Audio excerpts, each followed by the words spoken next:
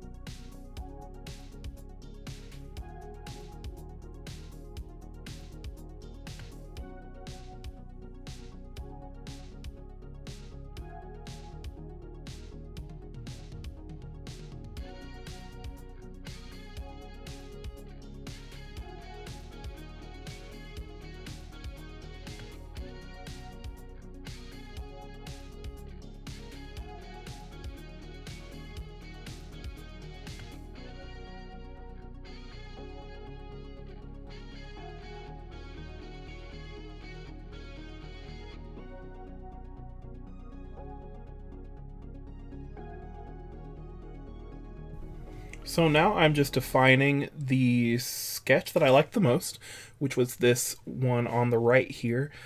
Very much like a dragon, but still having that Zapdos sort of energy with like the spiky mane or hair or what have you, the beak. Very electric looking, very angry looking. That's always the thing I remember about Zapdos, first and foremost, is its face is very angry. Even the new Galar version of Zapdos has an angry face, so I wanted to make sure I kept that in this design. Now, this design I think is by far the least similar to the original design. Still has the same energy, but definitely is more of my own style put into it, and strayed away from the original Kintsugi Mori style a bit. However, that is not to say that I don't love the original design, but I just wanted to spice it up a little bit, make it a spicy, you know? So, so I decided to go with this one here. I really liked the idea of the tail being a plug. So he could just like whip that tail around and smack people with his electrical plug tail and stuff like that. The legs, I really don't know where I got this idea for these like spindle legs. I think I've just seen way too much anime, but anyway, I will chime back in when we get a little further along.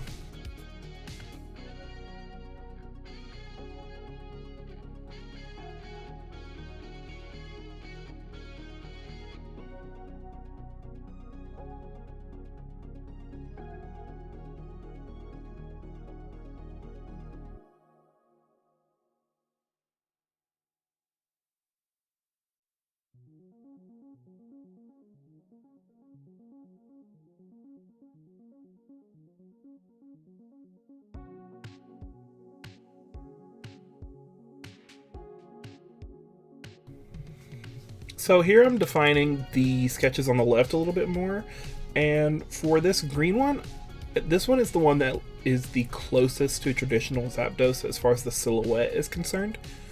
I kept the like fluff around the face, the spiky feathered wings, but then I made him more like a rock, not R-O-C-K, but R-O-C from mythology, kind of like a bird-snake combination.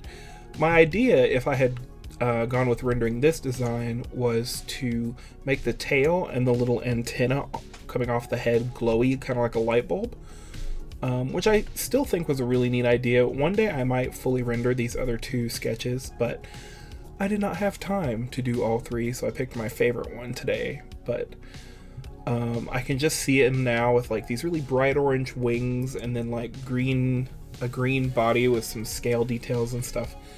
That would be really cool.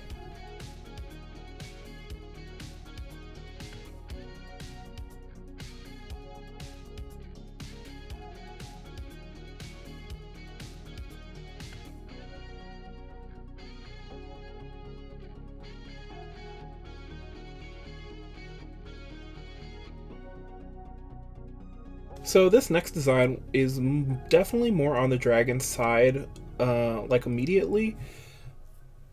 But then I end up changing it and it ends up more like a worm instead of a full dragon. But that's okay, because you end up not being able to see the legs anyway. So I was like, well, screw it. I'll just take the whole thing out.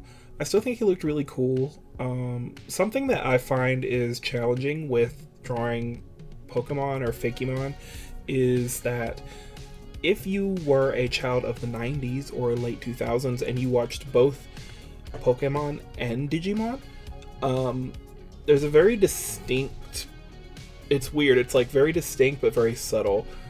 You can look at a Digimon and be like, that's a Digimon, and look at a Pokemon and be like, that's a Pokemon. And sometimes it's hard to find where that difference is, which sounds like a contradiction. I know, but I think some of you will understand what I mean. Like, Digimon has this certain kind of random edge to it. Like, it definitely has its own style. Everything's more blocky. Things are more haphazard and chaotic.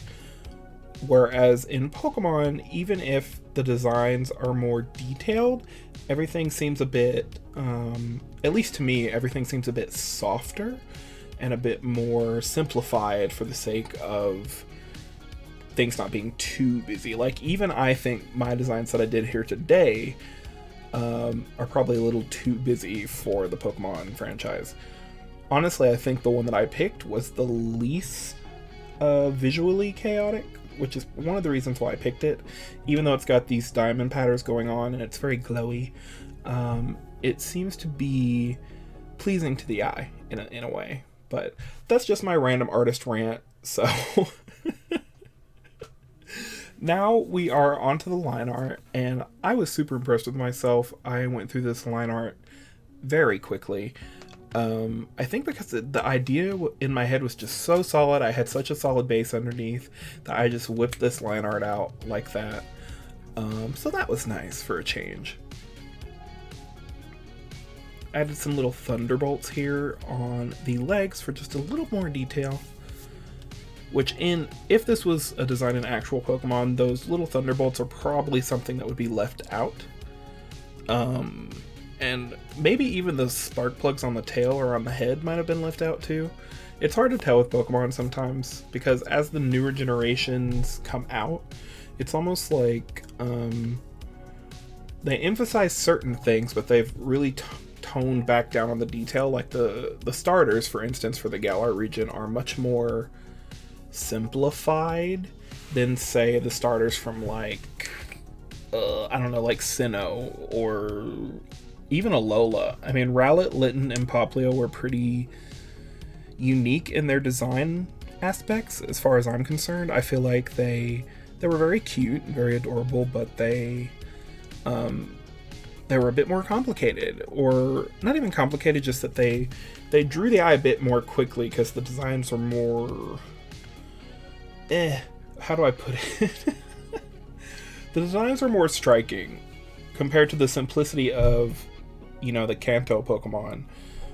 And they're trying to bring back the simplicity I've noticed in the Galar region in generation, what is it, 8? In the Sword and Shield generation. So, like, I don't know. It's interesting to see how the design aspects of Pokemon have changed over the years. Digimon, I think, is like that too, but I think Digimon still, after all these years, kind of holds true to its chaotic, everything going on, lots of different colors kind of style, which I respect. It's just so much different, and yet not. This is a video of oxymorons because it's so hard to explain, but hopefully you guys are kind of understanding what I'm talking about, especially if you were fans of either of those shows like I was. So here I'm just doing the flat colors. At this point I wasn't sure if I was going to shade anything or not, because I knew I didn't have a lot of time left today. But I did end up doing a little bit of shading and some highlighting, so I hope you guys enjoy that, and I will chime in when we get to that part.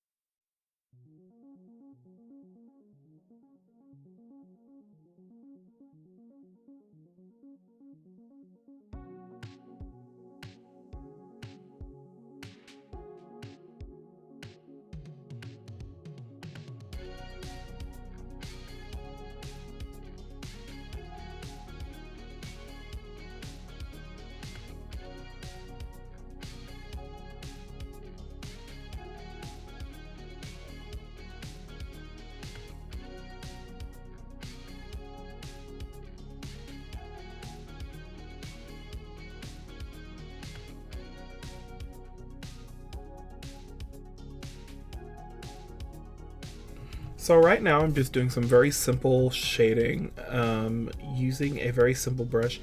I believe this is called Simulacra? No. Simulacrum is a video game. Excuse me. Spectra is the name of this brush. It's in the painting category in Procreate. I like it because it has a nice texture to it, but it's thick enough to where if you're painting like in a more traditional sense, that it doesn't like leave a lot of residue behind, if that makes any sense. So that's what I use for the shading here, because it's in that way it's kind of similar to a marker, which if you look at the traditional like Kintsugi Mori style art, it looks very much like marker, like Copic marker probably, or something like that, or even like traditional painting probably when Pokemon first became a thing. It was probably like watercolor and stuff like that, but yeah. So now I have finished the colors, the shading and the highlights for the original part, or for the first version of this Pokemon. So now I'm going to be picking the colors for the shiny. I decided to make the main colors blue for the main form and then the shiny yellow instead of the primary form being yellow, just because it was a neat little variety, neat little way to mix it up. I made the underbelly there more of a brass gold color as well, but overall I kept the same colors for the glow and so on and so forth. So I'm just adding my signature and some text here, as well as a little bit of some flavor in the background, and that pretty much wraps this video up for the most part. I hope you guys enjoyed it. I really love dragons and I really love Pokemon, and when this idea came to me I was like, yes, I must do this. I do not have any say, I must do it. So, and I really would love to do something like this again with the other legendary birds, so if a prompt comes up that makes me think of Moltres or Articuno, then I will do it. So yeah, especially if you guys want to see it, let me know in the comments below if you would like to see that, if you'd like to see more Pokemon videos or more videos related to popular things. Let me know. Let me know what you liked and didn't like in the comments below as well. If you haven't, make sure to subscribe and turn on your notifications so you can see whenever I post a new video. Thumbs up if you liked it, and I will see you all in the next one. Bye.